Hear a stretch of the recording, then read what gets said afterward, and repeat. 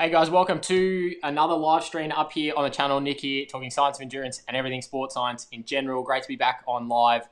Taking you through tonight as people start to roll in, hopefully through into the chat. Taking you through a bit of a recap of September. So coming up to the end of the month now, I thought I'd go through some of the videos. Obviously this month compared to some of my previous months, if you've been following along pretty closely, has been a little bit more intense in terms of plenty of content coming through. I've been trying to get a video out pretty much every day of the week, during the week, taking the weekends off to try and prepare and plan for the next week. So if you have missed some of the content, completely understand. But more than anything, for anyone jumping in the chat tonight, hopefully we can gauge a little bit of feedback on what types of things you want to see in the future, some changes I'm making. You might have noticed the thumbnail for this video and the video that I put up yesterday all about if I was a beginner runner. I'm going to talk a little bit more to that in a second. A little bit different thumbnail. Keen to get some feedback on some of the different styling side of things. At the end of the day, I'm a sports scientist, not a graphic designer, but I know that is obviously an important part of trying to attract attention to some of the videos. So if you do have any ideas or what do you think about the different thumbnails, what looks good, what doesn't, I'm happy to take some feedback throughout. So let's just I'm just going to open up a few things just so I can see what is going on from a live stream perspective, see where everyone's at. Welcome to anyone who's starting to join us now. As if you just missed what I was saying before, we are going through a bit of a summary of what's happened on the channel over the last little while. Say hi in the chat. I'm going to leave the first comment in there to get this one going. Say hello. Let me know who's in here tonight. Keen to answer your questions in a little bit as we get to the back end, but I might give it another 30 seconds or so, and then we'll get into a bit of a recap of the month of September in terms of content. Excuse the rain if you can hear it. I'm not sure if you can or not. It is absolutely bucketing down, or just started to bucket down outside the window. So if you can hear a bit of a rumble in the background, that is what's going on.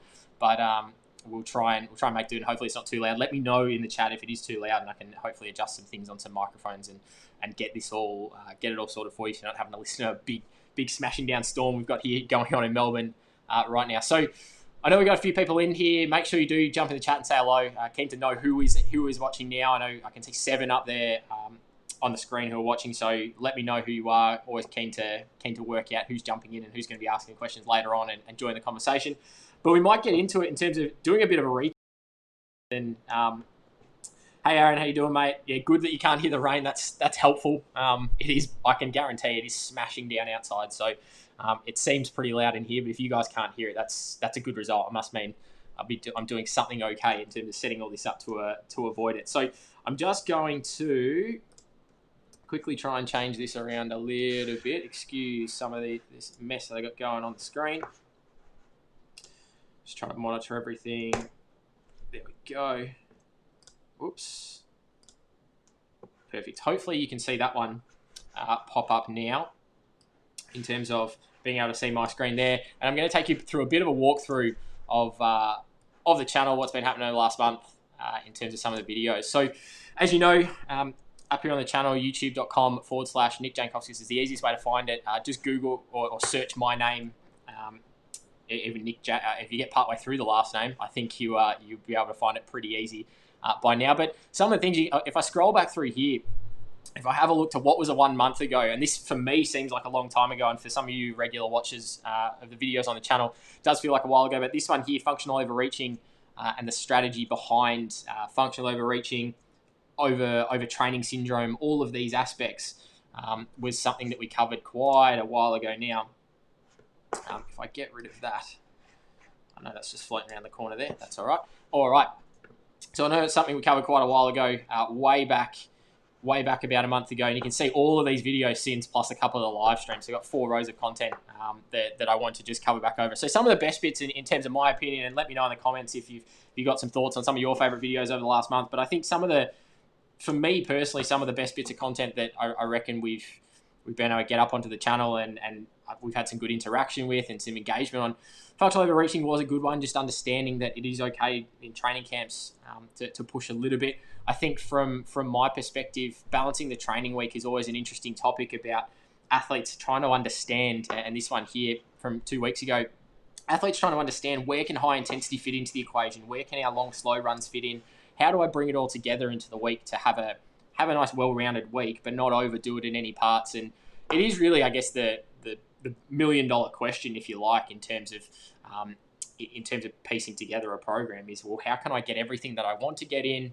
How can I fit it in without letting anything slide? So a little bit talked about the 80-20 rule in that one. The 80 being typically the longer, slower volume, aerobic capacity type building work. Your 20 being the high intensity, typical interval potentially type training. Hey, Jonathan, great to have you in the chat. Tuning in from overseas in Singapore. Thank you. But in terms of that 80-20, I mean, it's that typical split we hear about. So breaking that down, I think, was just a good one from my perspective, because everyone's going to have their own little bits of methodology.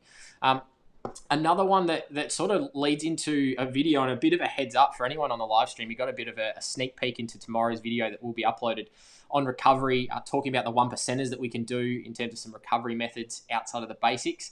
I obviously talked about things like the recovery iceberg. You can see from last month, the recovery icebergs, the basics, things like sleep, hydration, nutrition are the keys, and our rocks of recovery.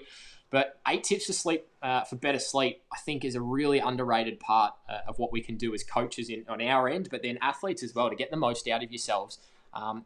Working on getting a better quality sleep is something that I can't stress enough is in terms of importance, because that's really the fundamental part of our recovery that is going to be setting everything in motion. We get good sleep, we're going to recover much better than if we don't get good sleep. And if we try some of these 1% of things, sleep ultimately is the big one. So 8 key tips, things like making sure the room's nice and dark, getting a quiet environment, staying off screens, things like that. That's why we do the live stream at about 7 o'clock. And so I can tune off, get away from all these screens and lights that I got going on here, and get into a good sleeping habit for my own recovery. And hopefully you guys get off screens and that with plenty of time.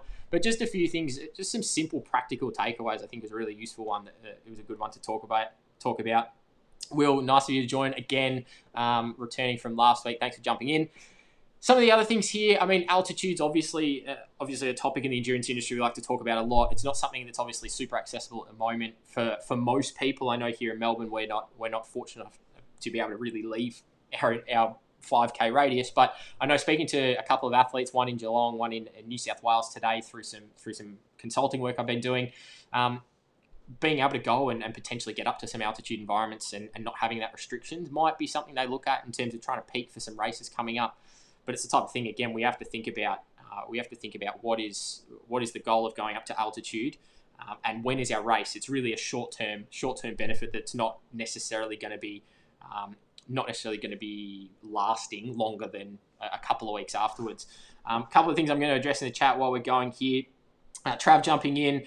Agreed, sleep is very important, but a lot of athletes struggle with. Absolutely, a lot of athletes do struggle with the sleep side of things. And like I said, that video there, that 8 tips for better sleep, but by no means is it the be all and end all in terms of being able to get the highest quality sleep. And those are the only 8 things you need to do.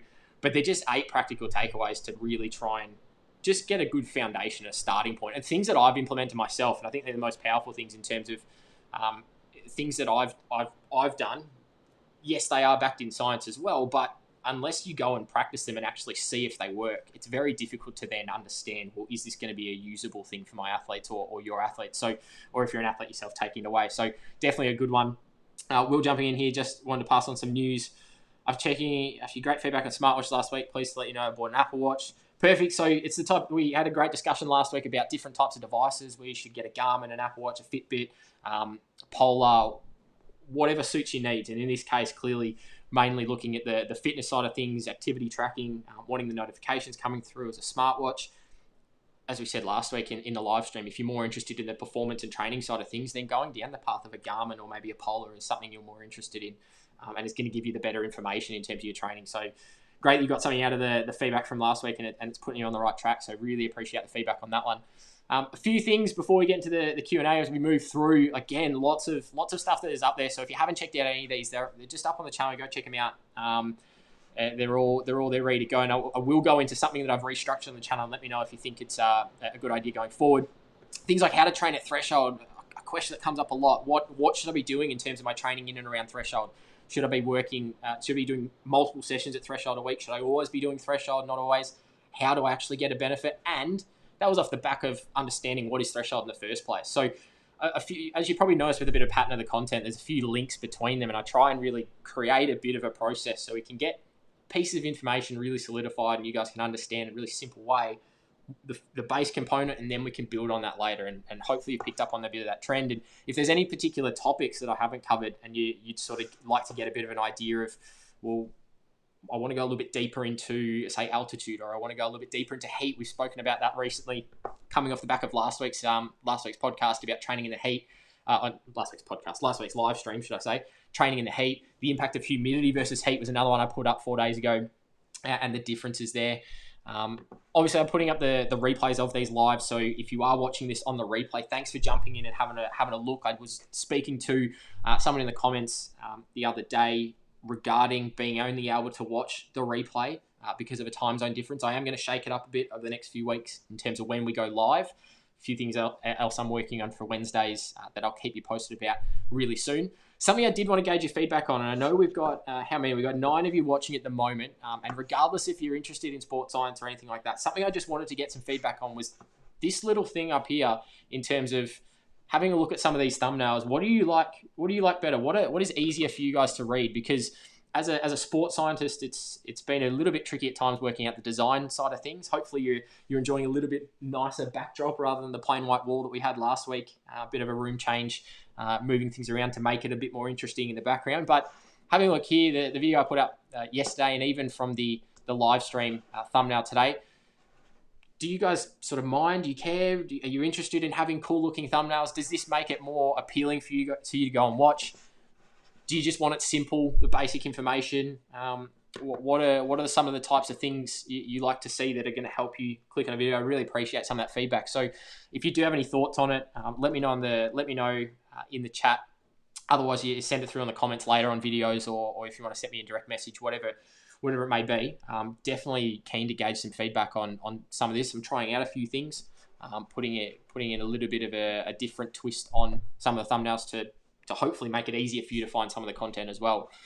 Something I did want to get into, last thing before we get back into Q&A for this week, and you can ask your questions. And if you want to start getting those questions into the chat now to prepare, that would be great. What I've done to the home page on my channel is I've got a couple of different things that you can see here. So I've put a few playlists up in terms of all of our uploads. So all the videos that are going up are obviously there ready to watch. The live streams will always be here when we do go live. In terms of being able to access it, always just jump straight onto the channel. This is the easiest place. If you are subscribed, it potentially will show up on your home screen on YouTube. But in terms of the easy place to find it, just jump over across to the channel here, find the live now button, this box down here, and I always have a bit of a live tag on the thumbnail as well, so you know. Click on that one, it'll bring you straight into the live stream, so you can get straight into it. But what I've done is I've reshuffled things around. So there's some easy quickfire playlists I'm going to be building so you can get straight to the content that you need to if you want to revisit anything in particular. I've got the whole training for my first 70.3 in terms of the road to Busso as a playlist. So if anyone wants to go through and watch some of those episodes, I basically vlogged my journey up to Busso 70.3 end of last year. And then all the live stream replays will be in a playlist as well. So if you ever do miss being involved in the action live, and I'll scroll up because I know my little screen is covering it. You can see down the bottom corner here, all the live stream replays in full. And then I do plan to do a highlights video as I did for last week's one, where it's just the best bits out of the episode to keep you informed of some key things that you might have missed, or some of the best questions, more to the point, coming from the live stream. So that's a little bit of a wrap of September. Hopefully you enjoyed all the videos coming up. If you do have any suggestions for future videos, some of the things in the chat here, Caleb, reckon the visuals on the video looking good. I think by that you're meaning maybe, is that in the videos or the thumbnails? Is that if you could let me know which one in particular. I've been trying to do some things with some overlays and bringing up some key points, or some the critical part I'm talking about, or I'm doing lists part 1 and the little thing comes up in the bottom corner, just to give it that really clear, make the point come across a lot clearer than me just sort of saying it. I think it also makes it a bit more interesting for you guys to watch. Putting some of the photo overlays or the screenshots as well is something I'm going to continue to do more when I've got the ability to do so. Aaron's saying the last 2 thumbnails are clearest, so good. I spent a little bit more time trying to set up some templates for that, so hopefully it won't take me as long. But I like them as well. I think they're nice and clean, and they look a little bit nicer than the ones I've done. So I may at some point go back and revisit some of the old videos and update the thumbnails. But good to hear you liking them. What have we got here? All right, let's get stuck into. Mitch also says new ones look great, so good to know as well. So perfect. I'll get stuck into some cool thumbnails, and I've got a few templates ready, so it shouldn't take too long to get those up and running. Let's get stuck into the questions for this week. So we've now got 12 of you jumping on. If we tick over 13, that's going to be the record because we had 12 last week in one go. So if you do know anyone who might want to jump in this Q&A, I'm going to be on for the next little while. Quickly share the link to someone you might think is interested, who might want to ask a question. Happy to have them in, and let's try and break the record of viewers at a single time. We just dropped down to 11, unfortunately, but let's try and get it back up above 12, and let's hit a little bit higher number tonight. As we get into the questions, we'll kick it off with Aaron. He's got the first one here, so I'm going to bring this up onto the screen. Wrong question. It is this one. Back in the day, we used to get told to stretch before a workout. Seems that that advice has changed. What are your thoughts on stretching, and can you overdo it and lose elasticity? Really good question, this one. It definitely has changed the advice on stretching. So it is something that even as a junior athlete myself, and when I was sort of younger, the common thing was you would go and do a bit of a warm-up. You might run around, if you're playing footy or a team sport, you might run around the oval and do a bit of stretching as part of that. I don't think it's necessarily completely gone. I think the days of us sitting down and going and holding a hamstring stretch or doing a groin stretch for 30 seconds rest, and these big 5-10 minute blocks of stretching are definitely moved out a long time ago. It's more about trying to prepare you best for the performances you have to be involved in, and that's where things like stretching necessarily as a term isn't the I guess the bad thing. It's static stretching, so sitting down and having that static movement, rather than what we call your dynamic stretching, which is things like high knees, butt kicks, side to sides, leg swings. You might do a whole range of different movements, some mobility activities like you might do a big overextension lunge with then a torso twist in between. You might rock back and forwards. It's more about getting things moving rather than lengthening the muscle, and that's really the big change. So stretching technically hasn't changed too much. We've just moved from static to more dynamic. Sometimes a bit of what we call ballistic as well. So that's really a kind of explosive movement. You might do some pogo jumps, almost semi-plyometric, just to get you ready and prepared. You're obviously careful with some of those types of movements because they can be our slightly higher risk if we're not warmed up correctly for them. But dynamic is the way we go. If we overdo stretching, I don't necessarily. I think there's a point where you definitely probably can overdo it. In terms of when we're stretching anyway, you probably don't really need to be doing super big amounts of it. If you are going to do some static stretching post-workout as part of recovery, or maybe the next day to alleviate some stiffness to try and get a bit of flexibility back in, I think that's where it has its greatest effect. But you should only really be stretching to, at most, maybe a 7 out of 10 intensity. And what I mean by that is if you're reaching out to a hamstring stretch, for example, sitting on the ground, it shouldn't hurt more. There shouldn't be any more pain than about 7 out of 10. If there is, you're probably overdoing it there, and that's where we can get into some, I guess, trouble of aggravating the muscle a little bit, maybe causing a little bit of tearing if you're really overdoing it and pushing it. You're not necessarily going to, I guess, lose elasticity if you're doing it well, but it's a type of thing. It depends on your sport too. If you're a runner, I wouldn't really be worrying massively about stretching has to be a big component of my week. Yes, you might incorporate it, but at the end of the day, we need to be quite what we call quite stiff, and stiff in a good way, not like, oh, I get out of bed and I can't move. It's more we want the ankle, the calf, the Achilles to be a really compact unit, so when it hits the ground, we get a good spring and recoil. If you really sort of loosen, we kind of hit and it just sort of sinks and it doesn't have that springy rebound, then that's where we can start to lose out a bit from a performance perspective. So I don't overdoing it would be something like you're doing it 3, 4, 5 times a day. But if you're a gymnast, that's a very different story that we're now talking about, because that's all about flexibility. Or if you're an ice hockey goaltender or a goalkeeper, they're in these awkward like split-like positions. If anyone watched the Stanley Cup playoffs over the last sort of week or so, in terms of the finals, those guys are in some really strange positions. So a lot of stretching is required from that perspective. Runners, cyclists, maybe not. It's more getting you moving so you can get in the positions you need to when you're on the bike or you're out running.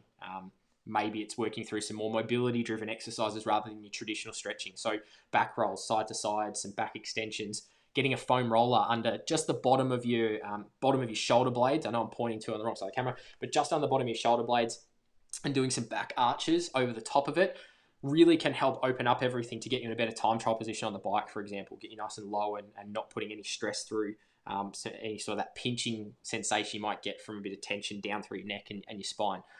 All those things are probably more worthwhile in terms of your time there. So hopefully that answers your question, Aaron, about stretching can be useful in part, but yeah, it's definitely the type of thing. We've moved away from that old school static stretching before activity. It's more about preparing you best in a movement capacity to do what you need to do in the training session or in a competitive situation.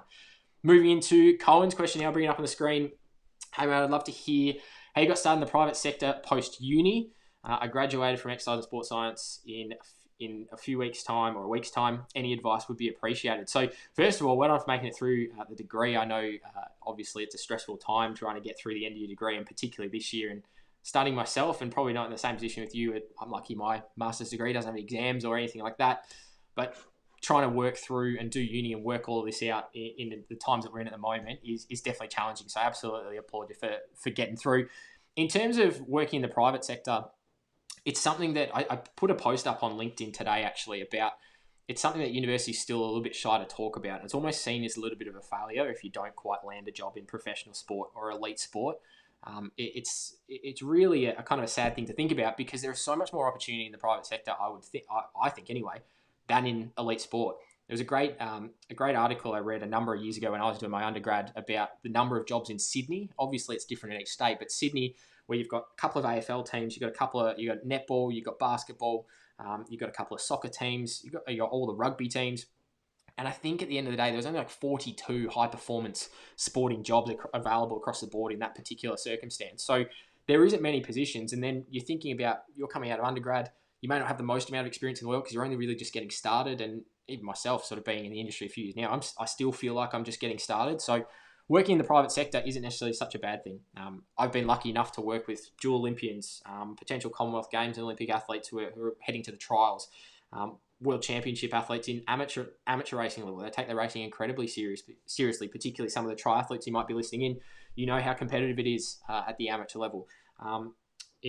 Masters-based runners, professional triathletes, all of these athletes who are still competing at a really high level and are considered elite, professional, whatever it may be, they're coming to see me, and I've got the flexibility to be able to work with a number of different sports. And I think that's the really positive thing about the private sector, and something I've really enjoyed is, and sure, it's maybe at some point down the track I'd enjoy being in that professional setting, but I kind of get my fix from that by being involved in umpiring and being the athlete in that circumstance at the elite level. So as long as that's still ticking along, being in the private sector is really good and flexible for me. But like I said, it's the opportunity to work with essentially whoever you want. I get to work with a number of really great amateur athletes. I get to work with some professionals. I get to work across a number of sports. I have footballers come and see me. I have basketballers. I have soccer players. If you're in a footy club, you only get to work with the 20, 28, 40 players, however many are on the list. Whereas I could work with 1,500 athletes in the year across a number of different areas. Yes, it is a bit more difficult in terms of, well, now you're having to create a business yourself and things like that. But there are plenty of good private sector businesses out there that you can get involved in, and typically they're looking for people to help grow their business as well. So jumping in there, I wouldn't shy away from it, particularly with COVID. If you're just about to graduate, I would say it's probably going to be where all the opportunities are for the next little while. But be smart about where you pick. Think about what you really enjoy. For me, I really enjoy the testing. I really enjoy consulting and problem solving with athletes. That's why we do the live stream, so I can answer your questions, help you out. But it's the type of thing that I also enjoy endurance sports. I race triathlon myself. I like going out for rides on the bike. I like going running anyway. The strength conditioning side of things has obviously come through a bit more of my own performance and preparation and learning through uni. But I get to bring all of that together in one and help as many athletes as I can at a whole bunch of different levels. And I think that's a really cool thing to be able to do. So whereas in a professional team setting, I may not have the opportunity. It's flexible too. I can still do YouTube. I can still work. I can still umpire footy when that's back on next year.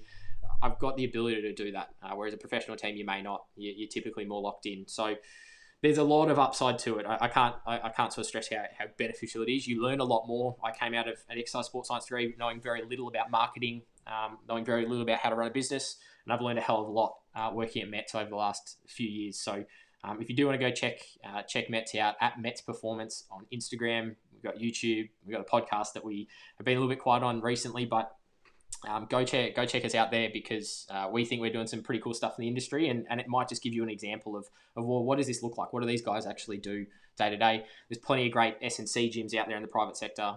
Plenty of guys actually, and plenty of guys have moved from the professional sector to go start things in the private sector because there's greater opportunity.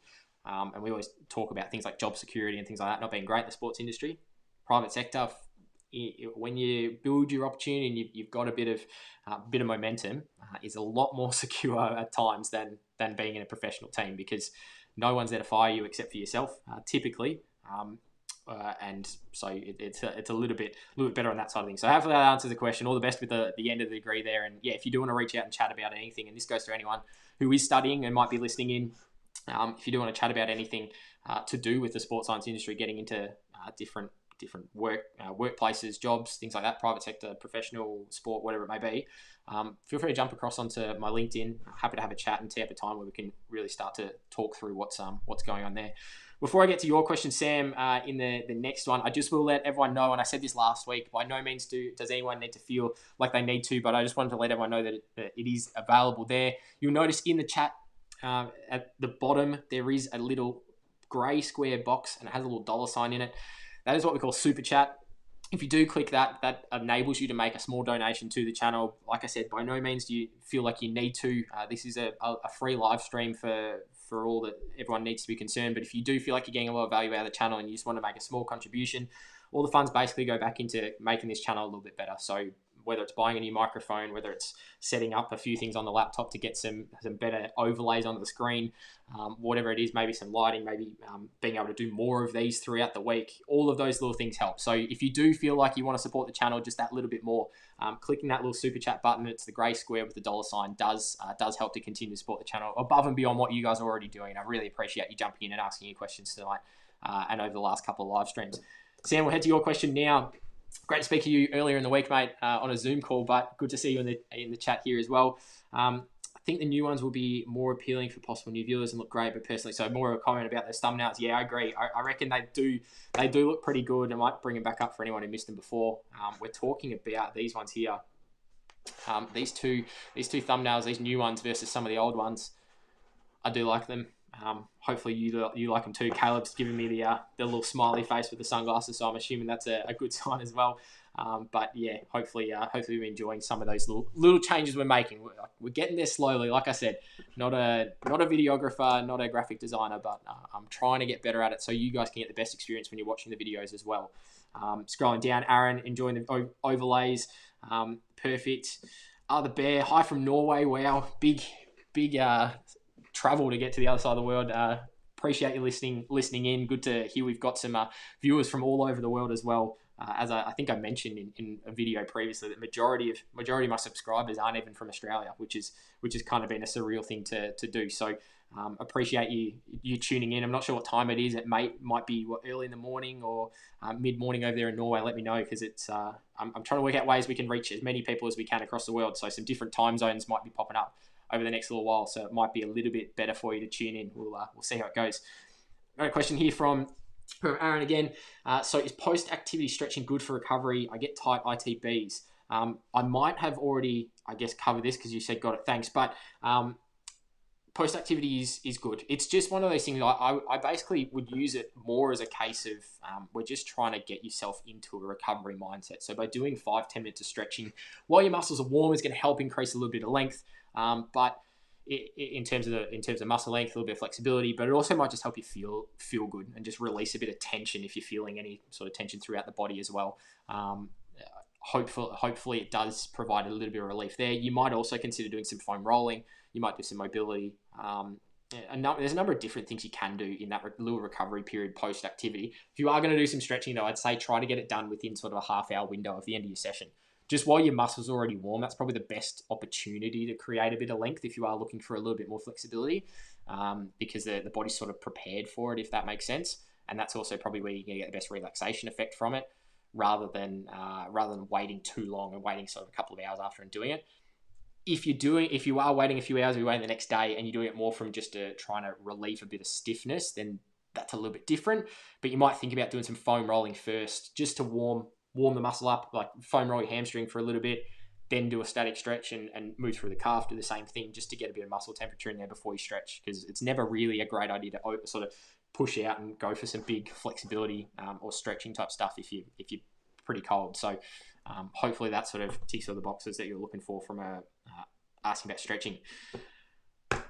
Got another one. Jonathan here from Singapore. I've been watching Nick Bear. I became more serious about running since I became more serious about running. Can there be a balance between endurance and power sports? It is a really interesting one. I think there's a follow-up to this question as well. For example, big and fit for rugby and contact sports, but being able to have endurance running for 10K. This is the prime thing I talk about with a lot of team sport athletes. And this is something that even back the other day, and Sam, if you don't mind me sort of chat a little bit about what we spoke about, Sam, who was asked the question before and jumped in, footballer, but we were working towards more of a running-based goal with the footy season being non-existent. And it definitely can be doable to prepare you. But what we have to think about is the body really likes to, I guess, work to one or the other. And this is where we see most of the elite athletes sit at the end of each end of the spectrum when it comes to endurance or power. For the most part, we do have some of those awkward events, things like a 1500 meter on the track, those sort of middle distances that are kind of that anaerobic capacity leaning on aerobic. It's kind of a bit of a mix of muscle fibers required. But if we look at base genetics, I mean, the really fast, big, powerful guys are typically going to be really fast twitch in nature. The really good endurance runners are going to be really slow twitch in nature. So then it's almost hard to become, if you're a big, powerful rugby player, it's hard to become that endurance athlete because of the muscle fiber disposition or the percentages of fast versus slow twitch muscle fibers. You definitely can do it, but then we have to look at, well, how good is that performance going to be? And I wouldn't necessarily expect you to be a gun 10K runner because if we're going to be big and fit for rugby, potential that you're going to be 100 kilos is pretty high. You don't really see too many gun 10K runners that are 100 kilos. You don't really see too many gun 10K runners who are over 75 kilos, 80 kilos. It's very rare to be at that point, mainly from the running economy perspective. It's like running with a backpack on. If you're 70 kilos and you run with a 30 kilo backpack on to be the same as what a rugby player is, you're probably going to be similar speeds because it's really hard to carry that excess mass. You take the backpack off and now it's super light. You're able to be super efficient and effective and economical overall. So you definitely can. It's just that it really, to be able to do it, it would be about balancing your training as best you can. And I would maybe think about using your running goals as an off-season perspective. And this is what Sam and I were talking on Zoom the other day about, is leading into a football season next year. He didn't have anything this year to work on in terms of a footy perspective specifically. So he used the opportunity to build some really good endurance running so that next year he can be a bit more of an aerobic endurance athlete. But now as we start to get close to when he's going to go potentially back into a preseason for 2021, we're just going to bring it back towards the football and sort of cycle that around. So what that means is his off-season would typically look a little bit more endurance-like, and then his in-season and pre-season is going to be a bit more specific to the sport that he plays.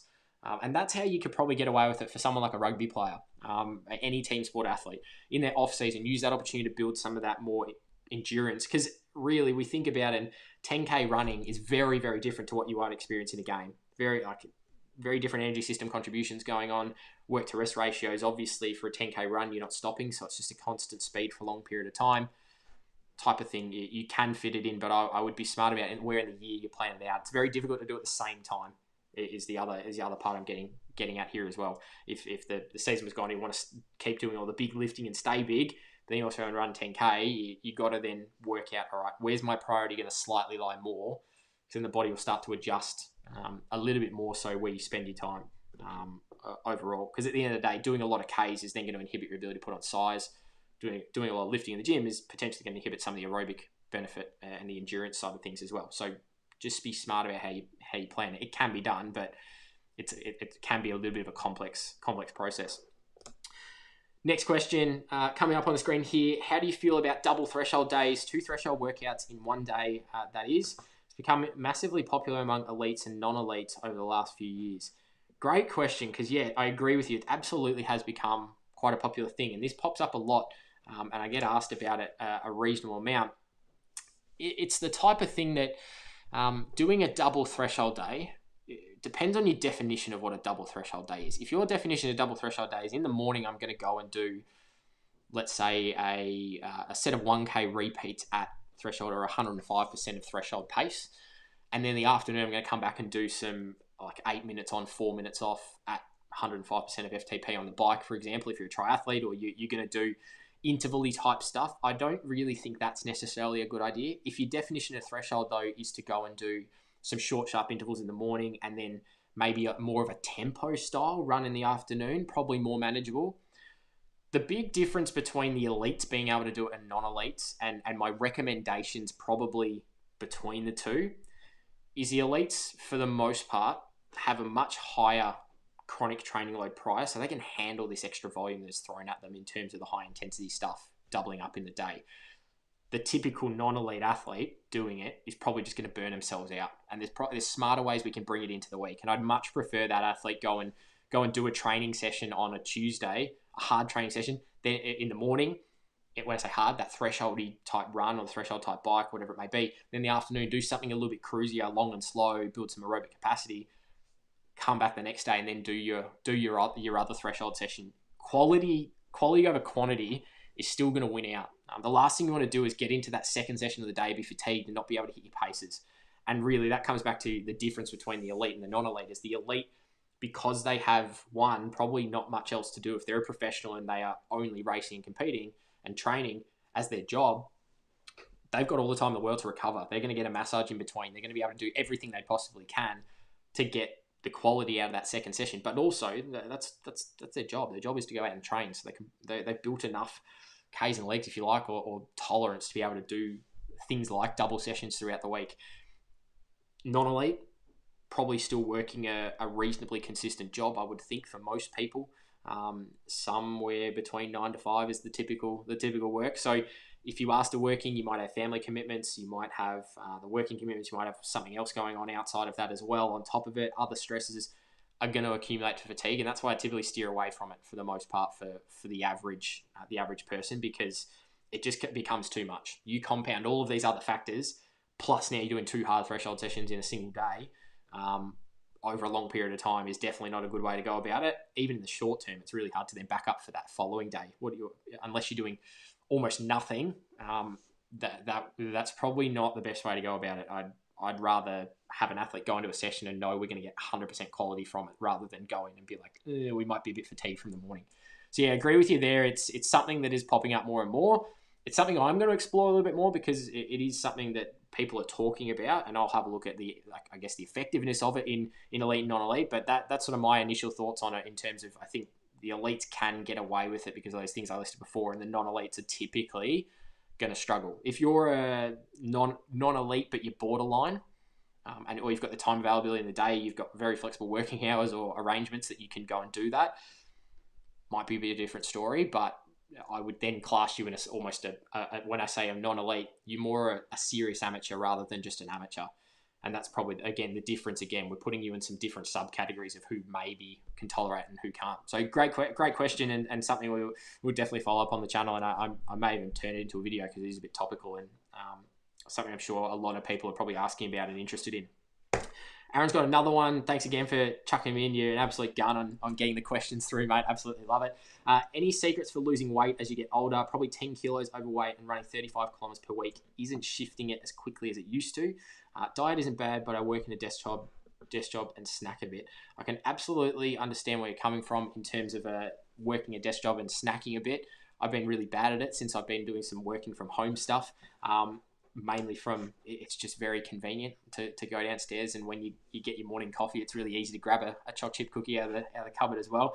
But really, the simple formula, and this is something that I think the fitness industry as a whole is kind of, I guess, a bit guilty of at times, is making all of these very big claims about, well, how do you actually lose weight? Fundamentally, it comes down to you put in less than what you're putting out. Very simple. It's like a seesaw. Your energy intake versus your energy expenditure. If you make sure, and whether you want to track that through a specific set of numbers, if you want to make sure that you're tracking exactly what your food is, you want to get an app to do it, you want to track all of your activity. And when we say activity, you have to think about all the different components. There's a number of different ways that we can actually burn burn energy, if you like. There's the traditional training, so going out and doing physical activity for the sake of physical activity. There's also all of your occupational physical activity. So if you're working a desk job, you're limited in that regard. But if you're working a more labor-intensive job, there's a lot more physical activity. Things like walking into the office, walking around the house, going for a walk during the day, all of these count to your energy expenditure. There is also a small side of things in terms of what we call a thermogenic effect of food. And what I mean by that is when you actually chew and you eat, you're burning fuel to be able to get the fuel into your body. The body is going through processes and using energy. So all of those combined have to be outweighing what the energy intake is. And by no means does this necessarily mean you have to not eat. Still eat. You just have to be a bit sort of thoughtful about when you're eating. And that's where things like snacking is the difficult part to get around. Because if you're doing a lot of training and you feel like you're hungry, you just want to eat. Something I would maybe suggest, and by no means am I a dietitian on this side of things, this is just a simple method. Working off this energy in is less than the energy coming out. Going through and thinking about what your major meals through the day are, and maybe using a strategy of one of two methods. You can either try to get a little bit more protein into those meals, because protein has shown to reduce a little bit of that hunger and make you feel full for a little bit longer. So having maybe like at breakfast, instead of just having cereal, having something, maybe a bit of yogurt with it as well, to be able to get a bit of protein in, make you feel not as hungry for as long and sort of tide you over. Having a bit more protein at each meal, or having some smaller meals and space them out a little bit more evenly throughout the day, so you don't have these big drops. A big one that has worked a lot for a lot of athletes that we've sort of recommended some simple strategies to is instead of having 3 meals a day, if you can work it in and around your life and other people that you're living with, things like that, maybe get close to sort of 5 meals a day. They're smaller in size. The whole total equals very similar numbers, but because they're smaller in size, you get a small bit here, you wait a couple of hours, you have another small piece, you have to wait a couple of hours. So each bit is a bit more of a smooth up and down in terms of energy in when you're starting to burn through it and you need a bit more, rather than breakfast, we start to crash by the time we get to lunch and then we fill up again, and there's these big changes. That's what can also lead to some of the things like snacking and those types of things as well. As I mentioned, I'm guilty of things like grabbing a coffee and having something with my coffee. We all like to do it. By breaking associations, you don't like try to work out, all right, if I'm going to have my morning coffee, what's something that I could do that's a little bit better than going for that snack that I probably think it isn't going to do me as good. Is it, all right, I had a really good quality breakfast, maybe I'm going to delay my coffee a little bit, or I'm going to try and have my coffee with breakfast so that the food that comes with it is my actual bowl of cereal, or it is my yogurt, or whatever you're going to have, porridge, whatever it may be. Maybe delay your coffee until lunchtime. I typically have been trying to do that a little bit to avoid some of this snacking throughout, because it's all associations, isn't it? If you think, when I pick up my coffee cup, if I think if I always grab a biscuit every time I pick up my coffee cup, I'm going to pick that up. And that's what we see even in like marketing. You go to a cafe, and what do they always advertise? They advertise where you get a muffin with your coffee for a cheaper price than if you bought them separately, because it's association. It gets you into habits, which for them is going to make them money, but for us, it's not great, because we go into a coffee shop after a ride, and you're easily sucked into buying that almond croissant as well as your cappuccino. So breaking some of those associations, try to get as much physical activity as you can. If you're working at a desk job, I know it's something difficult, but something I found effective of trying to just get up and move is I've got reminders on my Apple Watch, so it gives me a buzz every hour. If I haven't stood up for a 45 to an hour period, haven't done any standing, it will tell me stand. So it gives me a bit of a trigger, and if I can't stand immediately, I'll wait a little bit, but it gives me that trigger to go, I need to get up and move. And some of those little things can also add up and help. So there isn't really any secret to it. It's the simple thing of whatever's going into your body needs to be outweighed by and exceeded by what's coming out. So you don't necessarily have to lift your training by any means. You just maybe need to drop the intake just a little bit, and it's consistency and discipline is the key to it. That'll get you much further than trying to follow any sort of fancy diets or anything like that, because the buy-in on those is very difficult. Do the basics right, as with most of the stuff that we talk about here on the channel, and you're going to come out a winner most of the time. Hopefully that answered that one for you, Aaron. If it did, let me know in the chat. Mark, we got your question here. What does your training week look like? Good question. Bit all over the place at the moment, because if you haven't seen what I've talked about in terms of my background and my sort of training and what I do, my primary sport, if you like, is field umpiring Australian rules football. So we're in a weird period where we didn't have a season this year, and the season would have ended about a week or so ago, typically. So what that means is now I'm kind of in a traditional off season, which for the most part over the next month or two is going to be a lot more variety in my training, trying to get out and just do some longer distance stuff, because normally throughout the year I do some really short, sharp. Trying to do a bit more on the bike when I'm able to, maybe get back in the pool and swim, and then work on some basic foundations. So as a broad overview of my training week, at the moment, I'm running 3 times a week. I'm riding twice a week. I'm in the gym twice a week, and then I'll probably and then where I get my rest in and around that, or also any additional sessions in and around that, I try and fit them in. As far as I'll start with my gym sessions, because that's what starts on a Monday. So I have a gym session on a Monday and a Friday. At the moment, probably going to move to 3 gym sessions closer to November, December time, getting ready for the season next year. But from that perspective, 2 sessions. One of them is more squat focused. One of them is more deadlift focused. At the moment, I'm just really trying to build a really strong base in terms of strength. So if anyone saw my Instagram the other day, got back up my squat to 1 times body weight, so 65 kilo squat for 3 sets of 3, which I was pretty happy with. But it's basically building a foundation, building some volume in things like a squat, very simply moving into some accessory lifts. So one type of upper body. On Monday, I do an upper body pull, because the squat is a lower body push. So I'm trying to get opposites happening to manage some fatigue. Do an upper body exercise, do an accessory lower body. So I did some single leg RDLs or some arabesques, whatever you like to call them. Do a little bit of core work, and then that's kind of it. It's a pretty sort of short session. The Friday gym session is my deadlift, and then I'll just go into the opposite movement. So if I did pull-ups on a Monday, I'll do bench press on a Friday, and I'll just substitute those out. So I'm hitting all areas of the body. In terms of the running side of things, because the bike's not very interesting, my Wednesday and Sunday bike is the typical. They're pretty much recovery or aerobic endurance. Actually, more so aerobic endurance. 45 to an hour on the bike, spinning pretty comfortably, just working on building a bit more aerobic capacity, and also give me a bit of variety. When I'm able to, I'll try and get out. Like this weekend's going to be really good on Saturday, in particular Friday as well. So I might get out and try and do a ride out on the road. But they're pretty cruisy. I'm not trying to push the pace by any means. Maybe every now and then, like on Zwift, I'll go for a sprint effort, but they're more just building some aerobic capacity. Then the runs is where I get my quality in. So because that's the most specific for me. So a Tuesday, Thursday, and either Saturday or Sunday, pending weather, and the rest of my schedule are going to be my runs. Tuesday at the moment has been when I say a longer interval, anywhere between 2 to 5 minutes is what I'm classing as long at the moment, because when we get into season, we're talking about 15-second efforts or 10-second efforts is our main work, and that's what we do. Anywhere between 2 to 5 minutes in length, mixing it up. So some sessions at the moment, again, for variety purposes, I'm not really focusing on anything in particular. I might do a monofartlek type session. I might do some more VO2 style, 1-to-1 work to rest. Might do some, maybe some like 5 minutes on, 2.5 minutes jog, once, and then get straight into 5 1-minute efforts with a 30-second passive recovery. Just trying to mix it up there and do some of those like slightly longer efforts. Overall, maybe a bit thresholdy, maybe a bit VO2 max. It kind of, because I'm in the off season, I kind of got the flexibility to kind of pick and choose a bit and just maintain fitness really before I start to really build again. In my Thursday run is usually my long slow, because on the weekend is the only time I've really got access to an oval to go and do some very specific footy type stuff to keep a bit of speed into my legs from a sprinting aspect. Practice some of my skills in terms of bouncing the ball to start the game, things like that. So it's the type of thing that start to build a little bit out the weekend. So my Thursday run is a bit longer, slower, or actually at the moment I've been working on some more traditional fartlek training style. So that really genuine speed play, changing up intensity randomly throughout.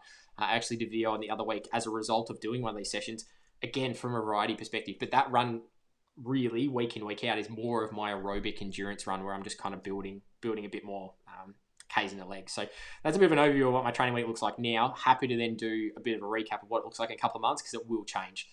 It definitely will. So there's a few things as it progresses, but that's pretty much where I'm at the moment. And like I said, once swimming sort of comes back in, the weather starts warming up, might head out into the bay, do some swimming, might get down to the pool and do some swimming as well. Just again, similar to the bike, more cross training and just allow me to recover, but then also build a bit of aerobic capacity. And apart from anything, I just like being on the bike and the pool. Running is what I have to do, but then those other disciplines, as much as I'd love to be racing triathlons this time of year, they're not much of a key focus for me just yet. I'm going to get to this question on VO2 max in a second, but I just wanted to give Aaron a bit big shout out for using the super chat. Thank you so much. Any small way that you can help and support the channel, I'm really appreciative of. So if anyone has missed the super chat button, it is that grey square at the bottom of the chat on YouTube there. It's got a little dollar sign on it. You can make a small donation if you feel like you're getting value from the live stream tonight, or some of the videos that have been going up recently, and you did want to support the channel more than you already have by subscribing or jumping on and asking you questions. I do really appreciate it. It does help me sort of reinvest into the channel and make these live streams even better for you guys and more interactive, and do some cool stuff as well. So I really appreciate that again, Aaron. Thanks for sending that one through. In terms of this next question here, VO2 max session in running is 1-to-1 ratio, but as a former competitive swimmer, it rarely goes like this. For example, set of 50 free is 50 seconds on, where I take 30 seconds per 50 pace. Absolutely. I think I might be missing your point in terms of exactly what you're meaning by here, but I understand the general premise of where you're going with this question. Swimming is an interesting sport where we do see kind of some of our basics of what we know from running, from cycling, all of these other endurance sports on work to rest ratios, that kind of go out the window a little bit. Swimming very much in a mindset of no one really likes to spend time sitting on the wall. You could do a 1-to-1 work to rest ratio in a pool, but the reason why it typically isn't, and the reason why I can sort of get my head around not having things like 1-to-1 work to rest ratio, is because majority of the time, unless you're an absolute gun swimmer, I'm talking top end elite, professional type level swimmer, majority of the time for most people, a 1-to-1 isn't going to be useful because you're not actually able to elicit high enough intensity swimming in the pool compared to what you could running. So like when you're running, for example, it's quite easy to run basically a 9.5 out of 10 near VO2 max, 95% of VO2 max, to get a session where you could justify 1-to-1 work to rest. In the pool, it's hard enough. It's hard to get that intensity up there because, one, we're primarily upper body, lower body's not doing massive amounts as much as it is. It's difficult. We're working against a different resistance, so it's much more about technique than it is how physiologically fast you can move your body. It then makes it difficult to then understand, well, what is a 1-to-1 work to rest ratio? You could have a really smooth swimmer through the water with amazing technique. They're swimming, I'm just pulling numbers here, they might swim a 105 per 100, a minute 5 per 100, and be able to roll that easy on a 1-to-1 work to rest. But their VO2 max isn't actually up until a little bit higher because their technique is allowing them to be so economical and so efficient through the water. They're not actually working that hard physiologically. That's where it's the difference. So when we have things like shorter recoveries, you're going to get more of that aerobic benefit at the top end. You just got to make sure you're just going as hard as you can, but not neglecting technique. It is a really tricky one in the pool to do. And I understand, as you sort of show in the question there, a little bit of it's difficult because we know these principles that work from a running and cycling perspective, but we've also got so much more control over those in a running and cycling and even rowing perspective compared to what we have in the pool, mainly because technique plays such a big factor. So once you're at a point where your technique is basically flawless and you're moving through the water really well, that's when you can really start to go and maybe consider these 1-to-1 work to rest ratios. 2-to-1 is really good as well. 2-to-1 work to rest is pretty good. You might also even consider something closer to, like if you're going a minute and a half on, you might have a minute off. So it's kind of it's like a 3-to-2 work to rest ratio, if that makes sense. It's kind of a weird combination of you're slowly getting to that 1-to-1, but it's not quite. We're trying to work on a few things there. So hopefully that answers that question. I know it's a very difficult one in swimming, but it's also the type of thing that I think a lot of swimming coaches kind of miss the boat on some of these just basic methods as well. Like I have seen value in swimmers doing 1-to-1 work to rest ratio. So it definitely can be effective, but you got to think it's a bit different to the controlling factors we have over running and cycling. Sam, we're going to move into your question now. What are your thoughts on the integration of strength training and distance running? Its conduct, military members being required to have loads of endurance, but also a good amount of strength. Yeah, really, really sort of good question, this one, because it's kind of leading off the back of the question we had before. I'm not sure if you saw it around things like working in your strength training having strength and power, speed goals, but then also an endurance goal in mind as well. And then I guess for the thing that stands out from a military perspective, a police force perspective, is things like you have to carry equipment with you, but you have to do it over an extended period of time. So that's where, specificity is the key to everything.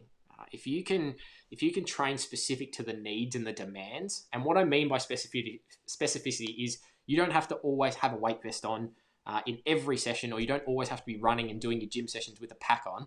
That's a bit overkill. What I'm talking about specificity here is what are the demands of your event, and then how are we going to train for them? So if or your circumstance, how are we going to train for them? If you're looking at the military side of things, what do you need to do? Well, we need to be able to go for long periods of time at relatively low intensity. So most of the time you're probably going to be walking. There might be some periods where you're going to be running for a period of time, but you're not going to be running super fast. It's more about just, can you keep putting one foot in front of the other for extended periods if you need it. You're going to be carrying a pack, so you want to go out and probably the majority of your endurance work, your longer, slower stuff, is just going out and carrying a pack. That is your specificity. Then if you want to integrate some more, I guess, performance endurance to get into a special forces type thing, things like that, then you would go and do your interval type training during the week, but you wouldn't worry about carrying anything there. It's all about, let's just get a physiological stimulus that's going to make me a better aerobic athlete, if you like, overall aerobic, give me better aerobic endurance. You then want to work in the strength, and this is balancing in the week and fitting things around. And hopefully the question before about what my training week looks like gives you a bit of an insight in terms of how I might structure things, is working in around and giving as much spacing to your strength sessions to your endurance sessions as you possibly can. What I mean by that is a good guideline to follow if you have to cram a lot of training into a training week is having 2 meals between. So if you can get up and go and do your strength session, and then have a small snack beforehand, and then have a breakfast afterwards, have your lunch, and then get into an endurance session in the afternoon, that's a much better way of spreading it out, because what you're going to do is you're going to space out as much as you can, allow yourself to fuel up for a session, but also get a refueling meal after a session. Going to help the recovery process, but time extended out is also going to give you best chance to avoid any, I guess, interference effect is what we call it, between the strength training and the endurance, because they are targeting different ends of that athletic spectrum. So hopefully that sort of answers your question. It's like the specificity is key, but just be mindful of we're looking at the physiological specificity. The only times we're bringing in the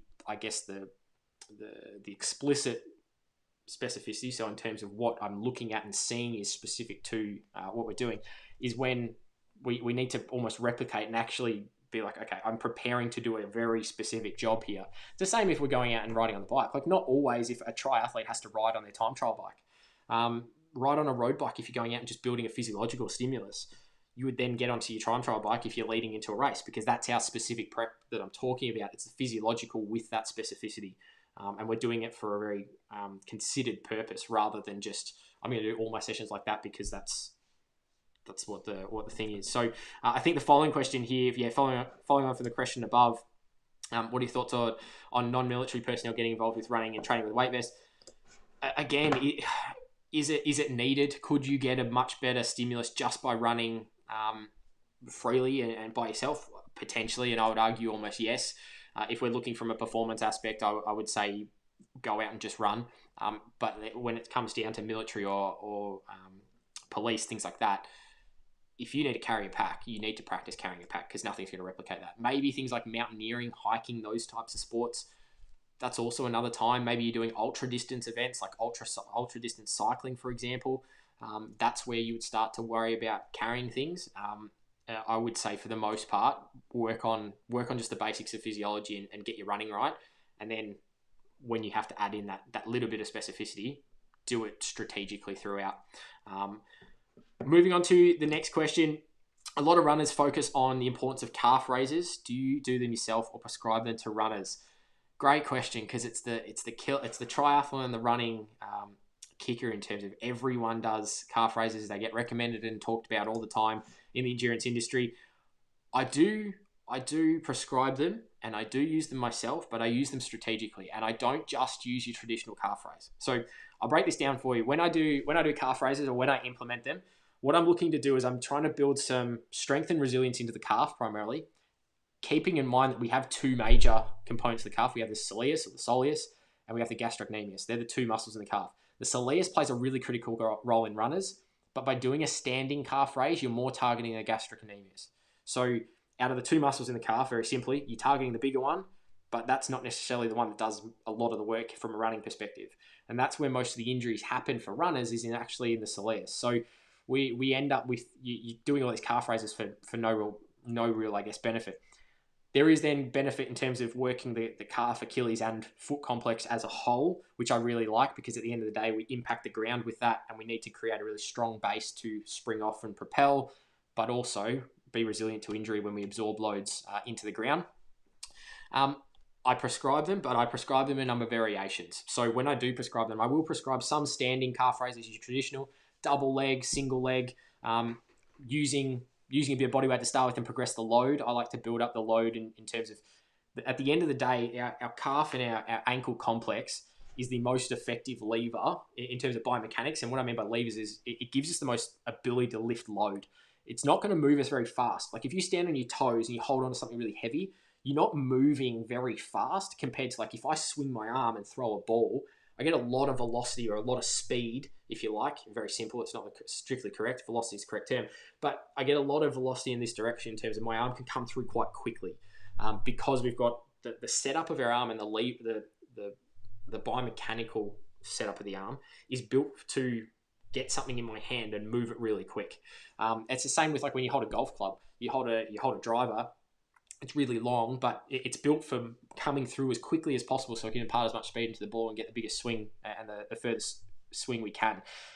From a calf perspective, this isn't about that at all. This is more about, like, having a crowbar. You put a crowbar into something, you're not trying to move it quickly. You're trying to get as much leverage as you can to move a really heavy or a really high resistance object, and that's what our calf does primarily. So it's most effective with that, and that's why body weight alone isn't necessarily the best thing to do, because our calf can actually tolerate more than that. When we run, if you're sprinting, you can get up to 14 times body weight in terms of the forces going through the body. That's a huge amount of load. So by you doing a body weight calf raise, you're not necessarily giving the body as much stimulus as what it can potentially handle. So if you are doing calf raises, build it up from body weight first, obviously, to get the movement right. Then you can start to add weight. Start with some dumbbells in your hands, then work into maybe a barbell. If you've got a Smith machine, that's going to be a little bit safer in case a bit of wobble. But start to get some weight on there. So at the moment, if I do calf raises, I'll be doing them at anywhere between, I've built up to sort of 40 to 45 kilos on a barbell, including the bar weight. I'm going to try and build up more, but that's the type of thing we want ideally to get to. Some of the variations, though, is I don't just do standing double leg or standing single leg. I'll do some bent leg, and the bent leg, or even seated calf raises. So to do a bent leg, you basically just kind of do a little squat position, get up on your toes and do your calf raises as you would normally. But from a bent knee position, or even a seated calf raise, so put some weight plates on your knees and push up into them. So while you're sitting down, that's going to target more that soleus I was talking about before. So give you a little bit different stimulus again. So you might integrate those in the week. Like my gym session on Monday, I do standing calf raises. On the Friday, I might do seated calf raises to give me a bit of variety. What I also like to throw in there is some isometric work. This is really good for building a lot of resilience through the Achilles. So what I mean by that is, instead of pushing up, coming back down, pushing up, coming back down, you just push up and you hold that for 20, 30 seconds. Build up in the amount of time. So start at 20 seconds at very low load, build up to 30 seconds. When you're getting the hang of that, go back down to 15, 20 seconds at a time before you stop and rest. Add some weight, hold. But by pushing up and holding, that gets us into that middle position we experience when we're running. And that's where we're going to be under the most stress, is the body's not absorbing force or creating it. It's in this middle period where it has to rebound and be elastic. And that isometric position is going to get you super strong there, because that's that middle ground. Foot comes into contact the ground. We absorb force. There's a very momentary part where we don't really do anything. We have this isometric moment, which is the hardest part to deal with. And then we have the push off, which is we're producing force. It's these isometrics in the middle that are really useful. So doing some seated or some bent leg versions of those, doing some standing ones. I just jump in the squat rack. I've got home, chuck a bunch of load on the bar. So I instead of pushing it, because I'm only pushing it once, maybe so 45, 50 kilos on the bar, push up, lean into the squat rack a little bit to give me a bit of stability, but push up, hold 15, 20 seconds, just count it out slowly. If you want to get a timer up on a screen, you can. Hold that, relax, do maybe an upper body exercise while I'm waiting as a bit of a time saver, and then come back to it again. But having a combination of these calf exercises is a much better approach to then be a lot more resilient to some of these calf-based injuries that you might expect. So big ticket items, as a bit of a summary: gastroc and soleus, we both need to target those. So bent leg and straight leg calf raises, but then also your traditional calf raise and some isometric work by just pushing up and holding that position. a combination of all 4 of those traits is going to be a really effective way to get some good stimulus out of your strength sessions from a calf perspective. So hopefully that answered the question there for you. But yeah, great question, because yeah, we talk a lot about calf raises and people prescribe them. Physios say, oh, do your calf raises, but how do you actually make the most effective program out of it? Those four combinations, add those together, and so far, touch wood, as much as I don't know if the table would or not, I haven't had any issues from a calf injury perspective from tearing anything. No Achilles trouble, no plantar fascia trouble, and that's a very simple process that I've been following for a number of years. It's worked for me, and it's worked for a number of athletes I've worked with as well. So it is one method to do it. By no means is it the only, but I find it super effective. Aaron, just in response to your question there before, I'll try to change those stacking habits. Yeah, it's a struggle, and missing things like commutes is another thing. I might actually bring this up on the screen, because missing out on commuting. Coming back to his question before about how do we work in the body weight side of things and try to drop body weight. Because of COVID, if you're working at home and you're missing a commute, there's some of that energy expenditure you're missing out on. So it's definitely an interesting time. But like I said, discipline and consistency are going to be your 2 best friends to leading down that path. So again, thank you so much for the super chat. We'll get it up on the screen. Aaron there, like I said before, if you want to use the super chat to keep supporting the channel, I really do appreciate it. So thanks again, Aaron, for sending that one through. I might make this the last question. I know we've still got a few of you in here, but we've just ticked over the hour mark, so I don't want to take up too much more of everyone else's time. And also, I'm going to probably start losing my voice at some point if I keep talking for too long. But I'll get this last one up here from Travis. What do you recommend to decrease 50-meter freestyle time? Anything in the gym that could be helpful? I'm going to say to you, everything in the gym is going to be helpful from decreasing your 50-meter swimming time, because it's a sprint anaerobic based event. So we need to be as strong as possible to be able to break through as much resistance that water is going to deliver to us and propel ourselves as fast as possible through the water. In terms of what key things I would be targeting, you need to make sure that you're really strong from your lats and your back is really strong. Your shoulders are incredibly strong. So a couple of good exercises off the top of my head. Bench press is going to be useful, but think about the swimming position. We're in a prone face down position for freestyle. Bench press for backstroke is probably going to be more applicable because you bring your arm over this way. It's more of a different movement. From a freestyle perspective, we're in this front catch position, so we're pulling on the water. It's going to have a lot more activation through that back and the back of your shoulder. Things like lat pull downs, bench pull. So it's the opposite to a bench press. You lie face down the bench and you pull up under. You typically need a slightly higher bench to do that to give you enough room. Or you could do some any rowing type movements, like I said, lat pull down, pull ups, chin ups. All of this is going to work more your back. Can't then neglect things like a deadlift or even a trap bar deadlift. So the one where you stand inside it is going to give you a lot of work through your back as well. Get you really strong through your hips. Obviously, the hips are a critical part to the rotation and propulsion through the stroke. They're connecting from the shoulder down through the hip and back up, transferring forces. You making sure your core is really strong by doing some of these lifts anyway is going embracing through these lifts is going to help. Doing some dedicated core work you might want to consider also just to make you as resilient to everything as you can. Particularly working on being really explosive and powerful from a rotation perspective, driving from the hip up to your upper shoulder. So you might consider some wood chops or some get a resistance band wrapped around the top of a chin-up bar or a squat rack. Pull from high to low down can be really good, but then also tie it to the bottom of the squat rack and pull from low to high. Moving through those planes and on these sort of, diagonals through the body is going to replicate a bit more what you're doing in the pull. But then also things like, if we're talking about 50-meter freestyle time, majority of the time, and some of the research backs this up, is your start is going to make or break your race in those shorter events. Even at 100-meter freestyle, your start is almost more critical than any other part. Because everyone's kind of at the same level at the really elite level. If you can get out of blocks really quickly, and all of this is going and squat to a reasonable extent, so you're strong enough to get really explosive propulsion off. Maybe do some plyometrics, do some work in that stance. So if we're talking about maybe do some isometric type activity, like I was talking about with the calf raises before, get into a squat rack. So lower the rack down. Get into a squat rack where you can push up and you're not going anywhere. So you might have to flip the what are they called? The hooks on the squat rack upside down. You might have to swap them and stick them upside down. So you're pushing up into it, so it's not going to go anywhere.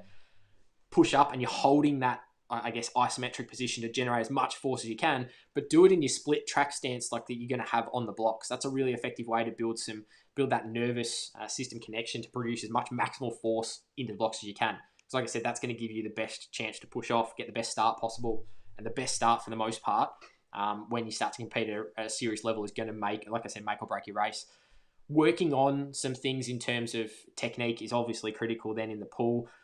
I wouldn't necessarily touch this from a gym perspective because we want to work on some broader, I guess, physiological adaptations here and strength and power adaptations. So doing things, like I said before, all those lifts I mentioned, doing some plyometric work, things like medicine ball throws and slams are all good because they're going to be very explosive movements. If you can do things single arm, that's ideal as well. There's a number of different things you can do, but gym, yes, absolutely, gym is going to be helpful. And like I said, it's almost a case of, as you put it, anything in the gym could be helpful, or anything in the gym is going to be helpful from a 50-meter perspective. You have a look at the guys at the Olympic level, they're massive. They're massive for a reason because they got in the gym and they're big. I guess the example that springs to mind, he's not a freestyler, but he's a breaststroker. Adam Peaty, who's huge, but he's incredibly fast. Why? Because he gets in the gym and he gets after it, and he's got really big shoulders, really strong through the back, incredibly strong through the hips.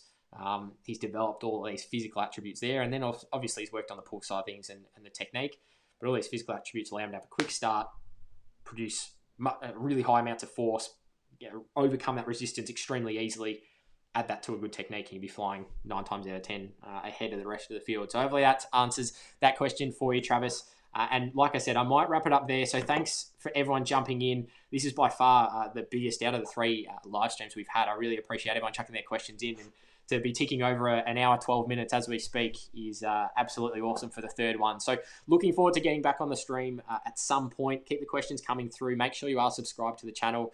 And if anyone you know who might be interested in any of the content that we talk about on this channel, wanting to get involved in the live streams, at the moment they've been Wednesday, 7 p.m. Australian Eastern Time. Daylight savings is kicking in soon, so make sure you're aware of that. I know, particularly Aaron, for you up in Brisbane from memory, it's the type of thing that we need to make sure that we're all on the same page and we're at the right time. Hopefully things like YouTube convert the times for us. I'm also going to be playing around doing some live streams at some different times throughout the day. As we saw right earlier in the chat, we had a viewer from Sweden joining us throughout today as well. So I'm going to try a few different things. So keep an eye out for some different times. I might do a couple throughout a week at one point. If you can't get into one, there is always the option to watch the replay. All replays will be up in full after the live streams finish. And then I'll put up a highlight to some of the best questions from each one so you can catch up on all the best content easily. If you just want to look at the best stuff, or if you want to watch the whole thing, absolutely go through it, whatever you prefer. I'm going to leave it there. Thanks to everyone who has jumped in, everyone who asked a question. Really, really appreciate it. I'm going to leave my socials up after this just for a minute or so you can jump on those. If you aren't subscribed to the channel, please hit that big sub button down below. Really appreciate it. And as Aaron has done here, I'm going to chuck it on the screen. Make sure you are subscribed, turn the alerts on, and you're not going to miss any of the live streams that do come up. I am going to post about them on LinkedIn and Instagram when I'm about to go live or earlier in the day, give you some notice. So if you aren't following along on there, come and connect on LinkedIn, at NJ_sportscience on Instagram.